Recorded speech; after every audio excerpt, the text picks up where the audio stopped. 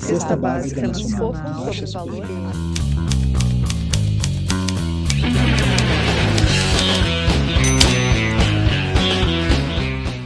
Olá, está começando o Descomplicando o Tributês, uma série que nesta temporada está debatendo a reforma tributária, reforma esta que está tramitando ainda no Congresso Nacional, já passou pela Câmara Federal, Senado Federal, volta para a Câmara e sabe lá para onde ela vai, né? E quando também será aprovada, mas nós seguimos aqui debatendo esse assunto. No episódio de hoje nós vamos falar sobre simplificação tributária, né? Um outro tema muito importante, muito esperado, que tenha mudanças significativas. Aí é o que a população espera, né? Principalmente a classe empresarial e a população de forma geral espera que isso traga resultados, né, que diminua a carga. Enfim, vamos falar daqui a pouquinho com o nosso convidado que já está aqui no estúdio.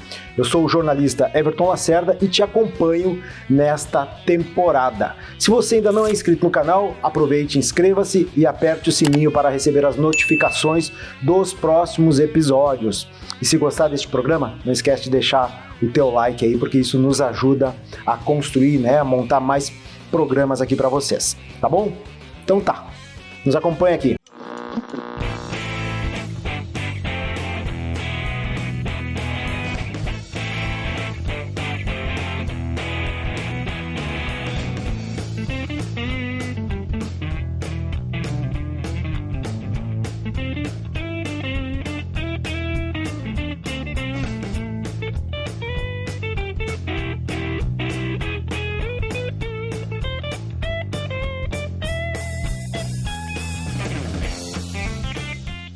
E o nosso entrevistado de hoje é o auditor fiscal da Receita Estadual, Vinícius Pimentel de Freitas. Bem-vindo, Vinícius. Oi, boa tarde, tudo bom? Tudo bem.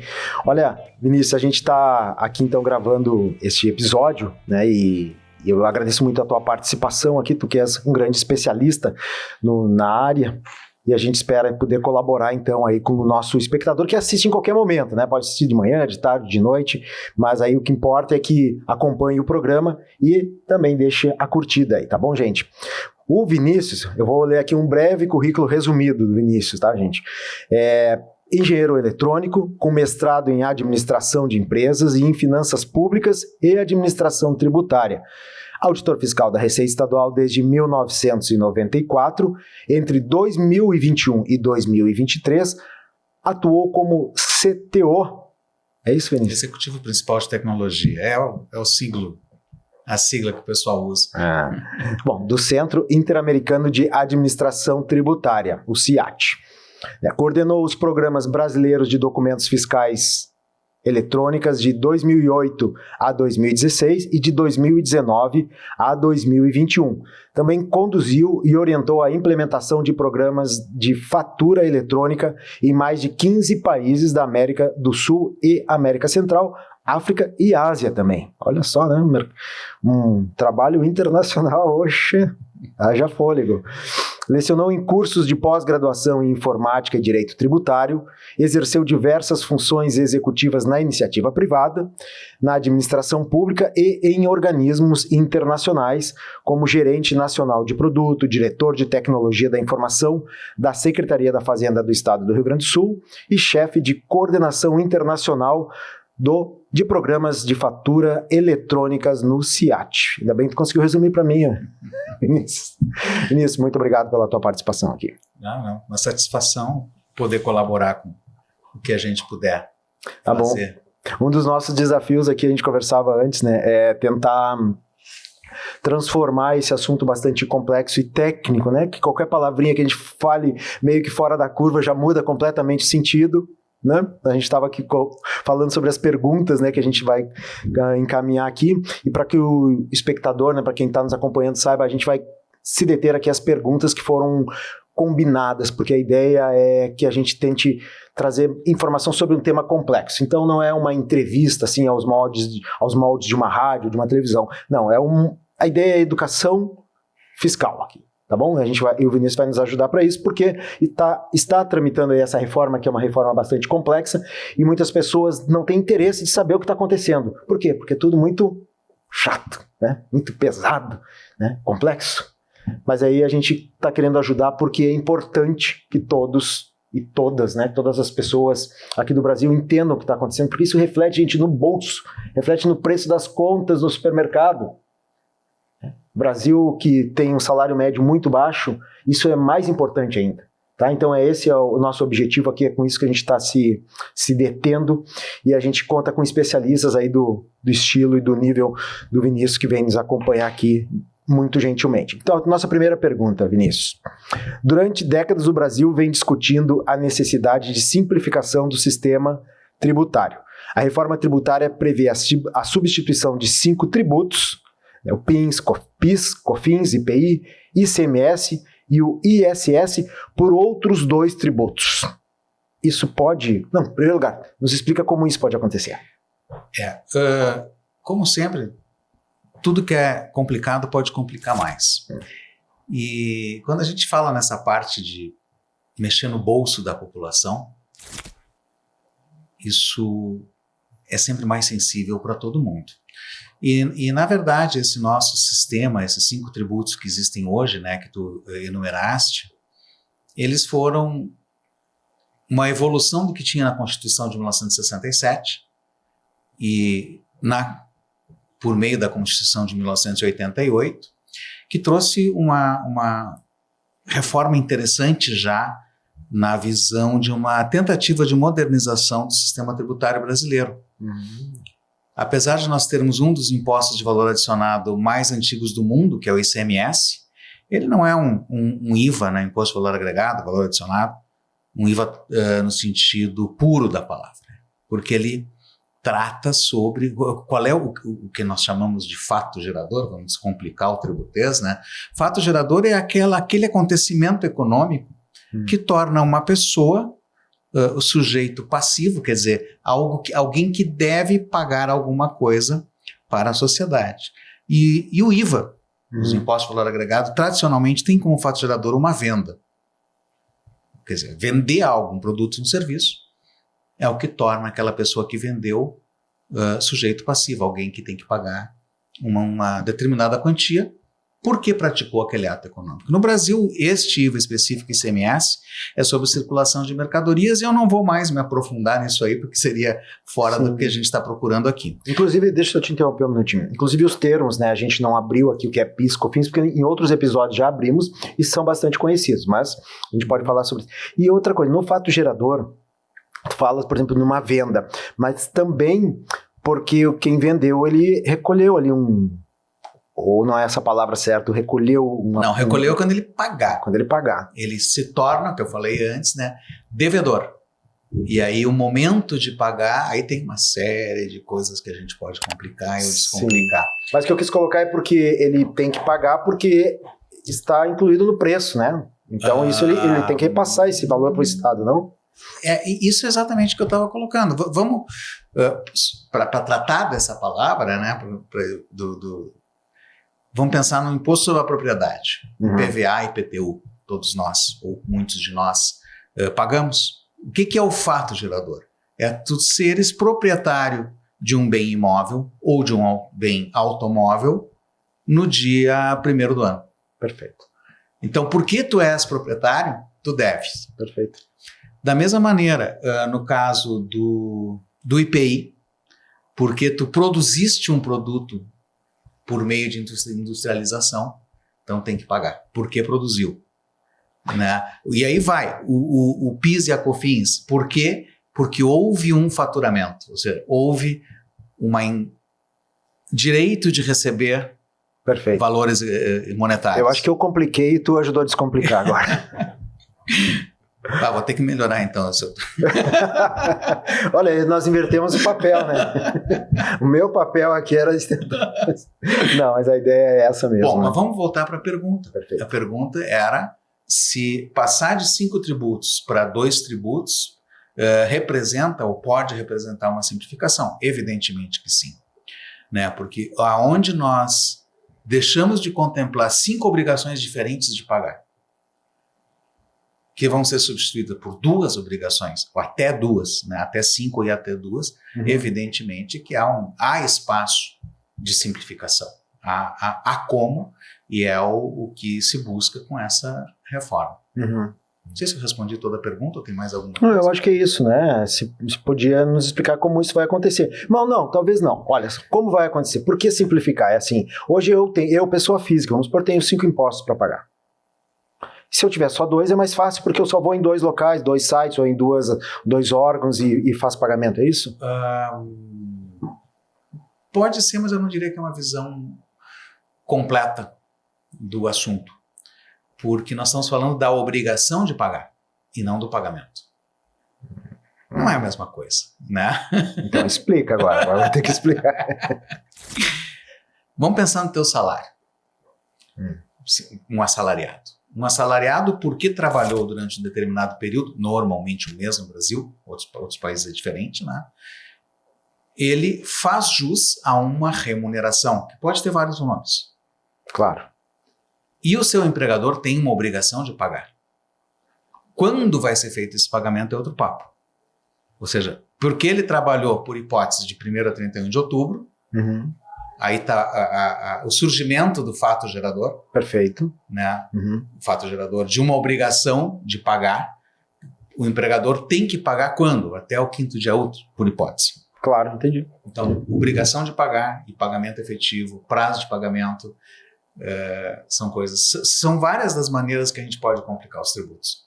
Tá bem. Bom, a gente está tentando explicar. Se quem está nos assistindo acha que não está bem explicado, deixa aí a pergunta nos comentários, a gente manda para o Vinícius, né? E a nossa ideia depois, Vinícius, é inclusive voltar aqui e falar nesse assunto depois de que a reforma estiver aprovada, e vai ter ainda que ser implementada, né? Todo aquele processo, e a gente continuar aqui descomplicando, porque isso vai longe, né? Não para aí. Vai, até porque é a própria maneira como o Congresso dispôs. Eu digo dispôs porque ainda que a gente esteja só em 2 de 3 ou 5 degraus para chegar na vigência plena da nova ordem tributária, vamos colocar assim, muito provavelmente isso não vai mudar nos próximos passos, né, que é uma implementação gradual, pode-se dizer num tipo de escadinha, ao longo de até 10 anos. Né? Então isso é como vai ser. Teremos que aguardar. Bom, próxima pergunta. O que é o IVA dual? Né? Você podia explicar melhor um pouquinho aí para o nosso público. Bom, aí a gente tem que, certamente já foi discutido em outros episódios, né, a natureza dos tributos atuais, a natureza dos tributos previstos, né? Então, mas vamos fazer rapidamente para quem perdeu os outros episódios, está assistindo agora pela primeira vez. Esses 5 tributos que estão sendo substituídos têm por fato gerador, que cria a obrigação de pagar. Perfeito. O fato de entrada de faturamento, não interessa como, o fato de uma mercadoria circular, ou seja, um bem físico ou algo que a ele seja equiparado como energia elétrica, ter uma saída, essa circulação de mercadoria, uma prestação de serviço no serviço ou uma industrialização, né? Então, isso é o que existe hoje, que vai ser substituído por quê?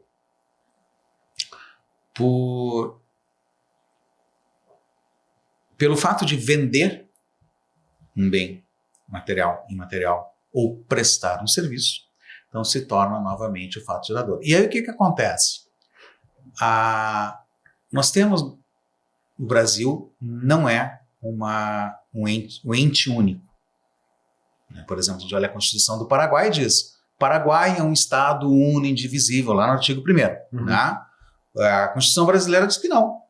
O Brasil é a união do governo federal, de estados do Distrito Federal e os municípios. Então a gente já aí, na própria definição de nação que vem desta lei, nós já temos a criação de diversos potenciais que vão se tornar efetivos, detentores do direito de receber recursos. Para quê?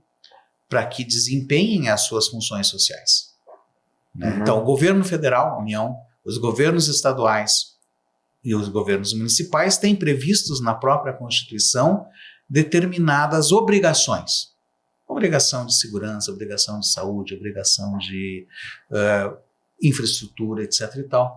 E aí que vem essas necessidades de nós, cidadãos, pessoas físicas e jurídicas, né? Jurídicas também são cidadãs, há quem diga, contribuirmos com essa taxa condominial. Para que o condomínio possa sobreviver, que é a nação, representado por esses 3 itens, é preciso que os condôminos contribuam de alguma maneira para que seja colocado. Então aí que vem. Esses tributos que estão sendo substituídos, 3 são federais, 1 estadual, 1 é municipal. E são substituídos por outros 2. Um que é federal, que é a contribuição sobre bens e serviços, e outro que é o chamado dual, que é o imposto sobre bens e serviços, que é, então, repartido, e essa é uma das discussões, como é que vamos fazer essa repartição, entre estados e municípios. E essa é a natureza do imposto dual, né? E vale a pena lembrar aqui as diferenças, né? Aquelas coisas chatas que tu falaste no começo. Por que eu insisto em usar determinadas palavras quando eu falo determinadas coisas e evito usá-las em outros contextos? Por exemplo, eu falo em determinados momentos e falo em tributos, depois eu falo em imposto, depois eu falo em contribuição, eu não falo em taxa. Tá? Porque cada uma dessas palavras tem consequências. Quando a gente fala de uma taxa, como a taxa de carteira de identidade, é algo que alguém tem que pagar porque recebeu um serviço. Quando a gente fala em imposto, não. Imposto é um recurso que o Estado, com I maiúsculo, né, qualquer um pode ser União, Estados, é um recurso que entra para o Tesouro e tem livre destinação. Então, o imposto de bens e serviços tem essa natureza e a contribuição também. Perfeito. Bom, e nisso vai facilitar para as administrações tributárias? Isso é uma pergunta difícil. E não estava combinado. Não. Uma pergunta difícil, quando a gente começa a responder assim, é para dar tempo de pensar em uma resposta, né? Tá certo. Mas isso vai facilitar para as administrações tributárias? A resposta é pode. Okay. Né? Pode. Tem como. Se vai fazer, depende de nós como vamos implementar. Por quê? Porque o que está no Congresso hoje é o quê? O que vai ser feito? Agora, o como? O como. Na hora do como é que a gente tem que atuar nisso aí. Perfeito. Bom, as nossas 2 perguntas, na verdade, a gente já falasse sobre essas questões assim, de prazos, tá? Mas a nossa pergunta é sobre se essa substituição ela se dará em qual prazo? É esses 10 anos que você tinha falado em escadinha? Inicialmente havia a previsão de que no primeiro ano de implementação seria somente da CBS e um tempo depois entraria o IBS. Isso já na Câmara mudou, né? E já desde a primeira vigência numa nova ordem, nós já teremos uma parte deste imposto para os entes subnacionais, né? Estados, Distrito Federal e municípios. E ao longo de muitos anos, que ainda acredito que não vai mudar, mas né, é por aí que vai, então existe um escalonamento, né, essa escadinha, onde vai começar com 1%, vai 10%, 20%, até chegar a 100% desse novo imposto, né, e a substituição dos antigos por eles. Já, por exemplo, o IPI não, se não me falha a memória, o IPI, o PIS e a COFINS, já no 3º ano deixarão de existir. Então não é a mesma transição de todos os tributos substituídos para todos os novos tributos. Cada um a seu tempo. Tá, Vinícius, então assim, para a gente encaminhar aqui mais para o final, tu acha que essa simplificação, né, se ela vai manter, isso é o que a população mais espera, né? Hoje nós temos um atual nível de carga tributária, né? Essa simplificação, havendo essa simplificação, ela traz junto uma diminuição da carga tributária? Ou pode também? Não existe causa e efeito entre ser mais simples ou mais complexo e a carga tributária ser maior ou menor. Perfeito. Não existe esta conexão direta. Só que quando a gente trata... Lembra que eu comecei pela obrigação de pagar, sim, né? Claro. Então, o que acontece? Existe gente que hoje tem uma obrigação de pagar pouco e com a nova ordem vai ter uma obrigação de pagar mais. Existem outros que têm uma determinada obrigação que vai ser reduzida. Então, se nós formos no micro, vai ter gente que vai ter uma pressão tributária, uma carga tributária bem maior, vai ter gente que vai ter uma carga menor. Na média, busca-se que isso se mantenha. Uhum. O que significa isso? Como é que a gente mede isso? Né? Como é que a gente compara países? A gente diz, esse que no Brasil se chama carga tributária, eu prefiro o outro termo mais econômico, que chama-se pressão tributária, né? Isso é coisa de academia, né? Enfim, é a mesma coisa. Quanto que da riqueza total gerada no país é destinada ao financiamento do próprio país? Isso é carga tributária. Isso é uma decisão que a sociedade tem que tomar. É a mesma. E eu gosto do exemplo do condomínio, eu vou voltar a ele, né? Quanto que nós estamos dispostos porque pensa num condomínio, 14 apartamentos. Existe uma riqueza criada por esses 14 proprietários. Uhum. Qual a porcentagem dessa riqueza dos 14 proprietários? Os 14 proprietários estão dispostos a investir em pagar zeladoria, segurança, manutenção, etc. e tal. Uhum. Depende. Tem um município que vai querer colocar piscina térmica, outro não quer colocar piscina nenhuma. Claro que as necessidades de autofinanciamento mudam. E aí é essa discussão que a gente tem que travar. Perfeito. Quando chega na carga tributária. Perfeito. E aí vem o outro lado. No caso, o condomínio, né? Tu falou município, só para não ficar... só para prestar bastante atenção. Tá certo. Não, realmente me passei. Mas, então, o que eu dizia a pergunta, Sim. Né, vai haver, ou vai levar, ou pode levar, bom, deseja-se que. Mas, nós estamos falando de uma reforma tributária e não estamos pensando numa reforma fiscal. O que é uma reforma fiscal? Onde a gente olha, como o exemplo que eu usei, eu parti dos gastos para chegar na necessidade de receita. Uhum. E aqui nós estamos falando somente da receita, nós não estamos falando dos gastos. Se nós não estamos falando nos gastos, os gastos não vão mudar.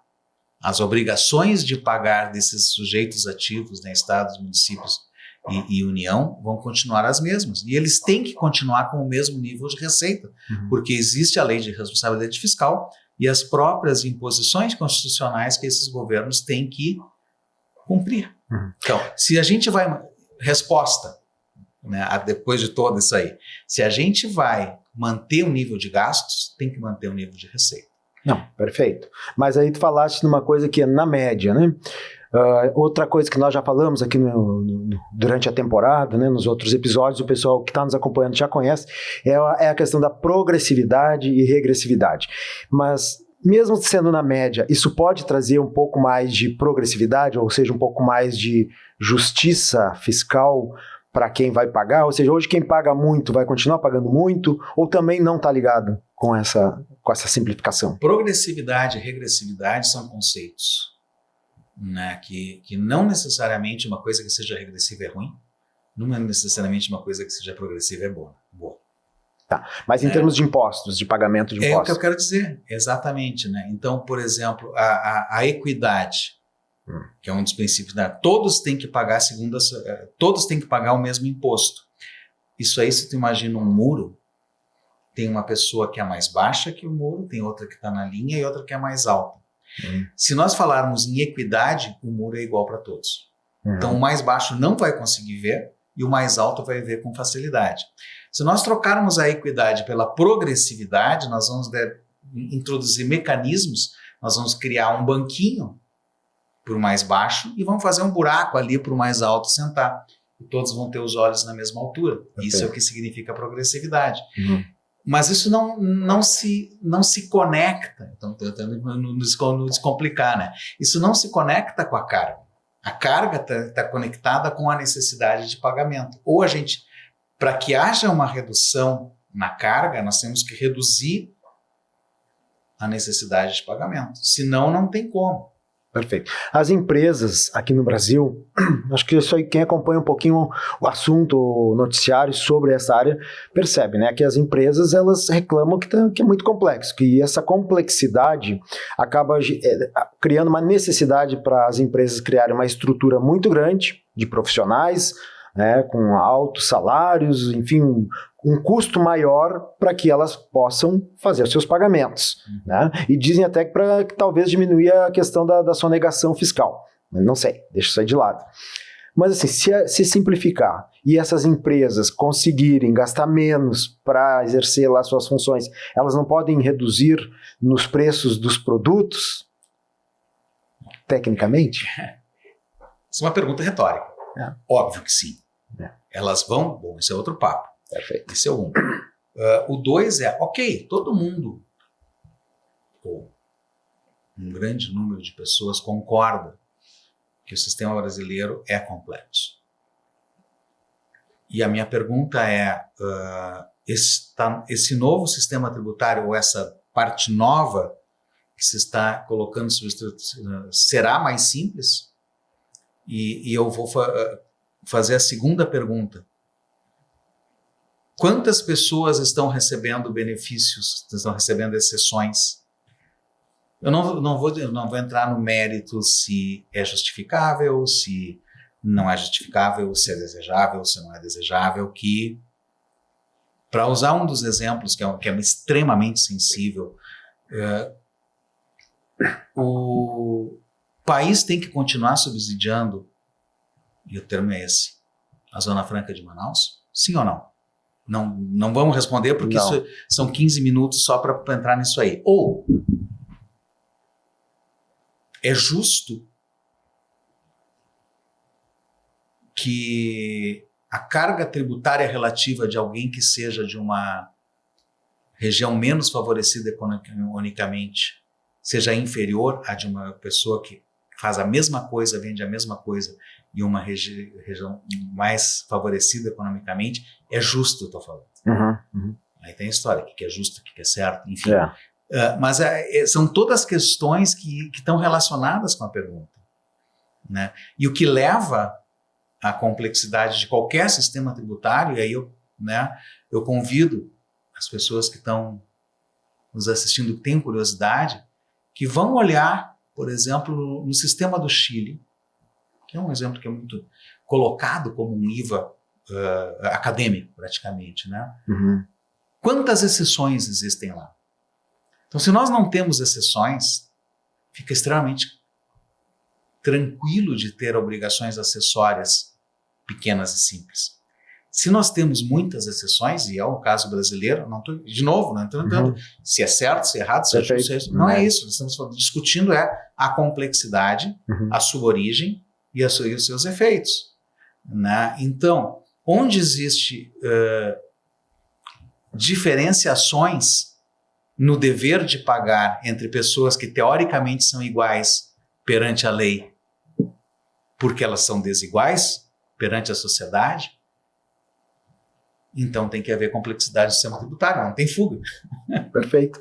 Olha, isso que tu trazes aqui é exatamente o tipo de reflexão que a gente sabe que existe, é necessária, né? É uma reflexão muito necessária, e o debate ele poderia se prolongar muito mais além do que nosso programa. Em vez de água. É verdade, precisaria.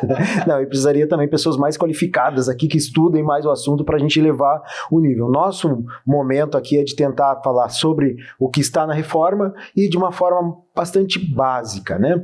De preferência que isso crie no nosso espectador aqui a vontade de conhecer um pouco mais. Se isso acontecer, volto a dizer, deixa nos comentários que a gente vai produzir mais. Temos condições, né? A gente está aqui num estúdio que é do Sindicato dos Auditores Fiscais da Receita Estadual do Rio Grande do Sul, então a gente tem acesso à fonte da informação. Né? Deixa nos comentários se quiser saber um pouco mais, a gente sim traz outros programas e outros episódios com colegas do Vinícius, né, que trabalham aqui junto na Secretaria da Fazenda, né, pessoas também de alta qualificação, que entendem do assunto, mesmo que com alguma divergência na forma de pensar, né, Vinícius? Isso talvez seja um dos pontos positivos, porque não imagino que esteja dado tudo, eu imagino que esteja um debate aberto ainda, por mais que tu tenha a tua opinião, uma opinião altamente embasada, né, de professor, de profissional da área, mas também isso deve ser, enfim, ampliado, tá? O nosso objetivo agora, por enquanto, era esse aqui. Te agradeço muito, Vinícius, pela tua participação, né, pelo teu tempo, ter vindo aqui até o nosso estúdio. Muito obrigado. Uma grande satisfação, obrigado pelo convite. Boa tarde, estamos à tarde para todos. Bom dia, boa noite para quem nos assiste em outro turno. É isso aí. Obrigado, pessoal. Muito obrigado. Para você que nos acompanhou e ficou até aqui no final do nosso episódio, se gostou, deixa seu like, né? Te inscreve no nosso canal caso ainda não seja inscrito e também aperta o sininho, porque apertando o sininho você recebe as notificações dos próximos episódios, tá bom? Obrigado, até mais! Cesta Básica Nacional sobre valores.